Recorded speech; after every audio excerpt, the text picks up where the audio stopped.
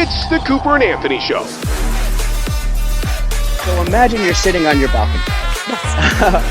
I just got a text from Cooper alerting me that I was in page 6. So I got to flip it open and read there.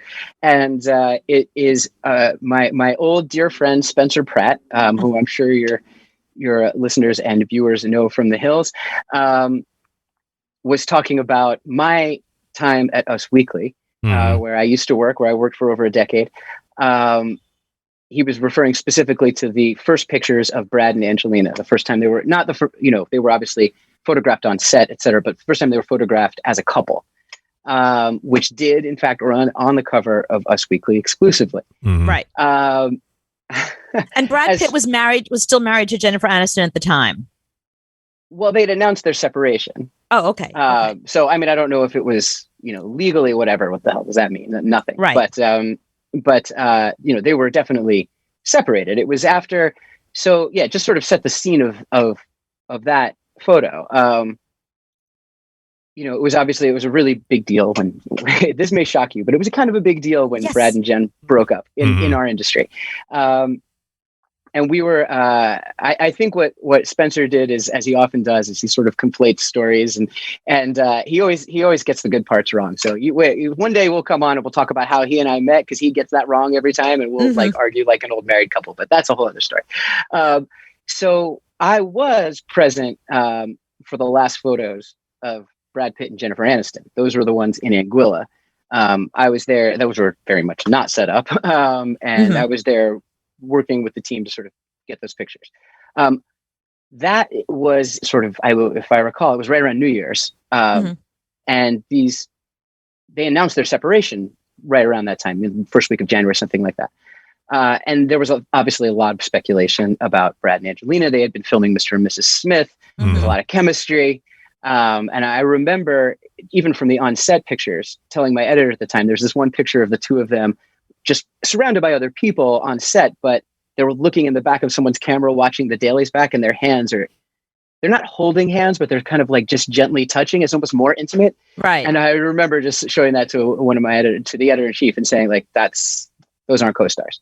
So everyone kind of speculated that had something to do with Brad and Jen's breakup. But there was no official, there's lots of denials, and of course. And so everyone was looking for the first photo, and there was no other picture worth chasing in the industry at that time. That was what literally everyone was after. And I sadly I did not have anything to do with the picture being taken, although I'll give you my sort of thoughts on it. I remember being shown it because it was only shown to a handful of people in the industry, because it was obviously a very extensive bidding situation. Everybody wanted it. Everyone wanted to have the first picture of the two of them. This was sort of proof of their coupledom. And if you remember the pictures, they're on vacation in Africa, and they're staying at some sort of luxurious resort that I don't think anyone would have a lot of success photographing without a little inside help. Just one man's opinion. And, there'd been a lot of talk of, like, did Angelina break them up? And, there's like, people always look for a villain and someone to blame. And the photos show Brad. There's no intimacy, like romantic intimacy, in the photos between Brad and Angelina, but they're possibly the most intimate set of paparazzi photos you'll ever see, because it's the two of them making sandcastles with Maddox, and it's just the picture of like a newly formed family. Right. And you look at it and you just think, like, the story is right there. You don't need to know anything, really. You don't need to know where they were taken, or it doesn't matter. It was one of those, sort of Hall of Fame level photos where you see it and you go, oh, they're together. He's hanging out. So those, just to be clear, those were the first photographs of Brad and Angelina together outside of the set of Mr. and Mrs. Smith, where it's the first time you go, oh, they're a couple. They're not just co-stars. And they're not just a couple. They're a family. They're a family. They're already a family. This is different. This is not just like, you you caught him on, on the back of his motorcycle after like a crazy night out kind of thing. This is a family vacation. Mm-hmm. And Anthony has put up one of the photos. Is this one of the photos with the two of them on a beach and they're making sandcastles? Yeah. Okay. Yeah. So this is one of the photos that was sold to Us Weekly. So you didn't stage this? No. Well, we didn't stage it. Whether or not it was staged, I wasn't there. And it was a very well-known photo agency that had the pictures. Mm-hmm. And they would certainly be capable of, in terms of, it was a very well staffed and very knew what they were doing agency. So it's certainly possible that they were able to get it as like a real pack shot. But so not staged. So Brad and Angelina were literally just on a beach in Africa. Oh, and I said it was possible. Possible. Okay. No, but what's the other possibility? The other possibility is that Brad and Angelina called the paparazzi and said, "We want to out ourselves as a couple. Will you come take these photos?" I mean, it doesn't happen the same way that you called me up and told me you're on page 6, you should come on the show. Right. It's not sort of that direct, but that sort of thing, not necessarily with these two, but certainly possibly happens all the time. But Spencer Pratt is saying that you, Peter Grossman, staged this photo. No, I did not. The first photos of Brad and Angelina together on this beach. I wish you were the ones. You were the one that staged this. No, I certainly did not stage it. No one at Us Weekly did. We don't have it. We've never staged anything with Brad and Angelina. You've never staged anything. Well, hang on. This is important because Spencer's saying that you've staged several things with Brad and Angelina, and that's why he was willing to stage stuff with him and Heidi, as if he and Heidi and Brad and Angelina are on the same level. First of all, in terms of importance to the industry, it's not that far off. No cover of Brad and Angelina that Us Weekly ever did sold as much as the highest selling cover that we did with Heidi and Spencer. Oh, so interesting. Okay. So, think of that what you will. There are different levels of fame, obviously, and there's movie star fame, and then there's reality TV fame, and I think everyone, including Heidi and Spencer, understand that. But in terms of our industry, Heidi and Spencer covers crushed. They were great. Wow. Because we were telling the truth about them. They had this sort of false narrative that was being spun about them on the hills. And then they would come and talk to us and tell us what was actually going on. So, people I think were interested. But yeah, so Spencer's not, when he says things like this, it's just Spencer being Spencer and like, and then Grossman was involved in, Spencer. He just sort of gets very excited. What I can tell you about these pictures, that was fun about them, is that, when a bidding war like that breaks out, generally speaking, the people with the most money win. And in our world back then, that was, of course, People magazine. They are a giant in the world of publishing. It's sort of almost unfair to compare the size of People magazine to the other magazines that were in that category because they were something else. Right. And it's like an American institution, not a tabloid necessarily, even though they had all of the same practices and worked with the paparazzi and did all the same nefarious, dirty stuff that the tabloids were doing. Mm-hmm. They, at least on the outside, are this, institution, and we're the ones that get it right, that kind of thing. And so, they obviously wanted to have these pictures because they would tell the story. And as you can see on screen right now, they didn't get them. Right. And my job, How come they didn't? Wait a minute, hang on. They didn't get. So on the cover of Us Weekly, Brian and Angelina's secret love trip, 12 pages of new pics that prove the romance is real. This was, I remember this. This was groundbreaking at the time. And as a threesome goes, as a Jennifer Aniston, Angelina Jolie, Brad Pitt threesome go, these relationships are long over, and we're still talking about the three of them. Yeah. To this day, and you and I have discussed that. So the importance of this is pretty big. How did you guys end up with the photos? Did you literally just pay more money than people? Well, no, we didn't have more money than people. Right. So how'd you end up with them? We well, I always find that it's just important to treat people a certain way. Anyone that you're dealing with in sort of any line of work or just in any area of your life, and I always had a better relationship with the paparazzi than my counterparts at other magazines, because I never really thought of them as being any different from what we were doing. You know, they Right. weren't outsiders. They weren't the bad guys. They weren't trying to rip us off. They weren't, you know, less than or dirty or anything like that because they worked in the street and we worked in an office. Like, that's some disease thinking. Right. And so that they didn't, I don't think they were used to sort of just being spoken to like people. And so when that auction was going on, the guy that was selling them was in England. And so they were, you know, 5-6 hours ahead. I can't remember the time of year, but they were, you know, they were several hours ahead. Mhm. And it was a Friday, and it was leaking into the evening late there. And it was a situation where I don't want to talk about specific numbers, but imagine if you're at an auction for like a priceless painting, Right. and someone offers $20 million for it, and then the other person says $20,005. Right. And you're just like, well, you're just kind of being a dick now, aren't you? Like, that's Right. disrespectful almost. And so then you try and say, all right, 21 million. And they go, 20 million, 21 million and two. And so that is the sort of shorthand version of what I can say about what was going on at the end when it was down to just us and people. Is that we were making, you know, real efforts to be professional. Right. And they were kind of nickel and diming, just assuming that eventually we would break. Like, I think they were maybe trying to send the message like, hey, we'll always just bid $1 more than you, like it was The Price is Right or some shit. Right. And so eventually I just kind of said to the guy who I had known previously and knew we have a lot of friends in common, again, because these are kind of my boys. I'm getting texts from his friends who are all at the pub laughing that he's still in the office.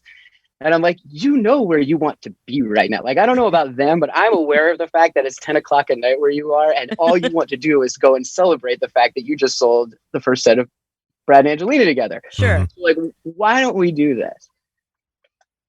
I'm going to write down a number and you write down a number. And it was like, you know, kids on a first date. No, you say it first. No, you say it Right. first. Like, here's what we're going to do. We're going to count to 3 and click send to each other in an email.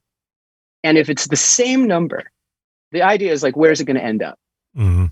And I'm like, if it's the same number, we don't get off the phone. And we just write this up right now. And he agreed.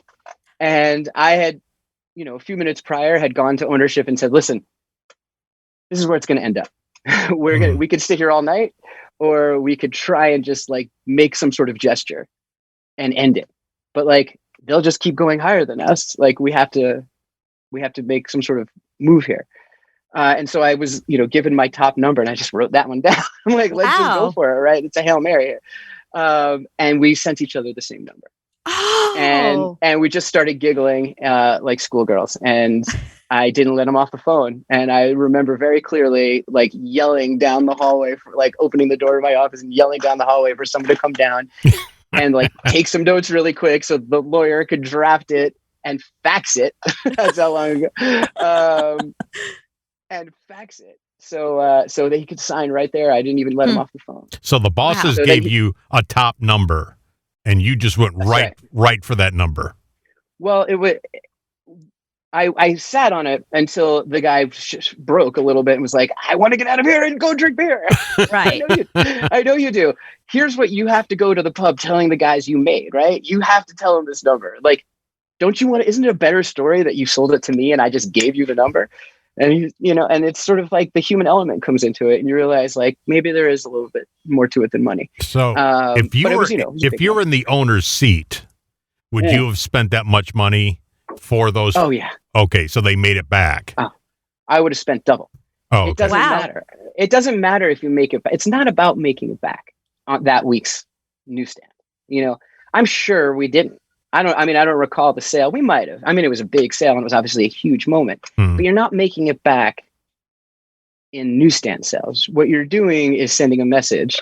Hey, if you want to see, and this was important, you know, again, this is obviously in the context of the industry, which of course is not important at all. But in terms of the industry itself, you want to send a message to everyone like, hey, if you want to see the coolest stuff, it's going to be here first. And it announces yourself as on the same tier. And it was a situation where no one's going to deny it anymore. Right. So they can give all the statements they want to people or more like sort of publicist friendly outlets. This is where big dick energy got its start. No. I would argue against that. I would say that my counterpart over there, who was not a photo person, but like the editor, believed that I did hear after the fact that when the guy had to call them and say, like, they're gone, you don't get to counter anymore.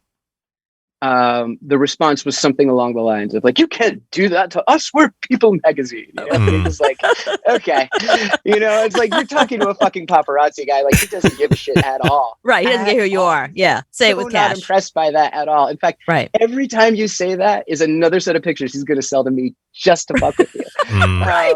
And so, and you're just like, again, it's well, there it is. That's how all that went down, and it's a lesson in, that's why Spencer and I are friends, because while everyone thought he was some horrible dick villain, you just take a minute to like learn the person, and you see he's this awesome dude. But what's interesting is,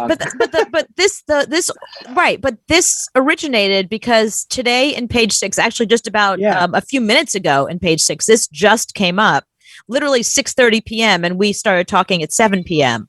Yeah. Our good friend Ollie Coleman posted this piece about. I'm sure he's just.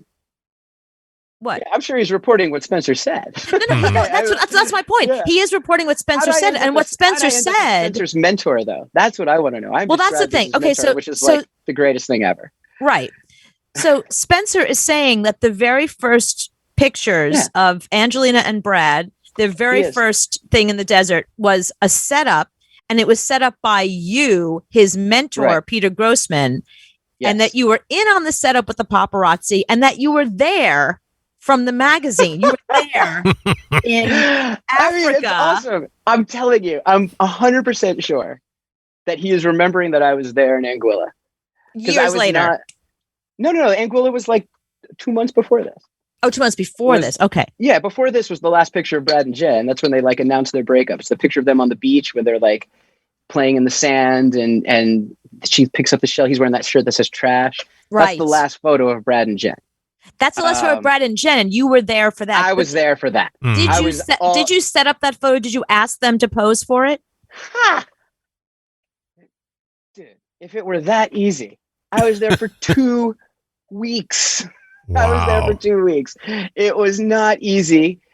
And no, they did not set it up. I wish they had set it up. But I can tell you unequivocally, having been there and what I sort of went through those couple of weeks, there was definitely no setup. Okay, so Spencer was wrong about all of this. He was wrong about the fact that it was Angelina and Brad. It wasn't. It was Brad and Jen that you were in Anguilla for. He's mashing up all of these stories. I'll go down one for one. Were those pictures of Brad and Angelina a setup? Maybe.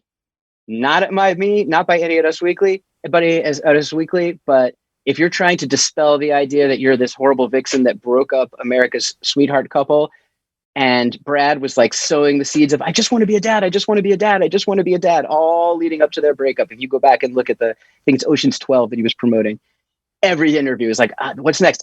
A dad. There's that interview that he's there with Matt Damon and Clooney, and he's like, I want a boy, but I'm sure I'm just going to get all girls. I'll just be, and he starts tearing up. And they're like, oh, Brad. You're like, get the fuck out of here, Brad. Right. But he's sending I mean, look, I love kids, man. I love being a dad. My kids bring me to tears daily, with like joy. But come on, you start to see like, oh, okay. It sounds like Brad wants to be a dad. And so the narrative when Brad and Jen split up is she wouldn't give him a baby. And you're like, come on. Like, I was always Anthony was just showing the photo of Brad and Jen in Anguilla. Had they split up by then, or that was the last pictures of them together? Dude. Was he already with Angelina Jolie during those pictures? I don't know. Probably. They announced their breakup a couple days later, but they spent that week together and were staying together with Courtney and David, and it was a confusing time. Courtney Cox and David Arquette. That's right. Yeah. Yeah. That picture. Yeah, they look happy there. They listen. Do they? No, you got to see the whole set. And you go back and look at it and you realize, like, I had the pictures in my back pocket before we knew they broke up. And they were exclusive to us. And then when I looked at it through the lens of the breakup, you realize, like, oh my God, this is like the saddest thing I've ever seen. It's like, it's a goodbye picture.